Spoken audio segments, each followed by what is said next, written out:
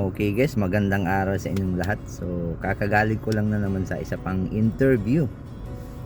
So, pangalawang interview na to. First na interview ngayong year. So, last year kasi nag-interview rin, pero hindi ako natanggap. So, ngayong year naman, first ngayong year. So, another interview. Yun ay electronics company yung ina-applyan ko. Kasi yun talaga yung gusto kong maging trabaho, electronics. So ngayon may nakita kong mayroong sinokay or pinag-introduce sa akin na company, na electronics company. So interview ngayon tapos na, and then mayroong test, electronics test, saka Excel, Microsoft Excel na test. Yung Excel basic lang naman yung test, pero parang mayroon akong isang mali.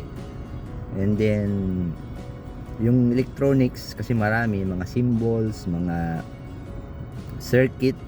So yung ibang circuit, yung symbol walang problema, naiintindihan ko, nasagutan ko. Pero yung mga medyo komplikado na circuit, hindi ko nasagutan yung iba. Yung medyo komplikadong circuit diagram, yung pangalan ng circuit, di ko maalala na eh. Tapos Japanese pa. So yung iba, pinagtsambahan ko na lang na medyo malapit sa katotohanan. Then mayroon akong hindi nasagutan na electronics na diagram. Hindi ko na maalala kasi hindi ko rin na-review yung part na yon.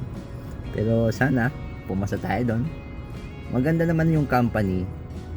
So medyo mga malayo nga lang dito sa bahay namin. 45 minutes biyahe. So medyo malayo, pero okay lang, kaya naman yun 45 minutes. And then mayroon din naman daw overtime, pero hindi lagi. Paminsan-minsan pag Isugashi or busy yung company, may overtime din. And then ang kagandahan dito, may bonus daw. And then ano pa ba?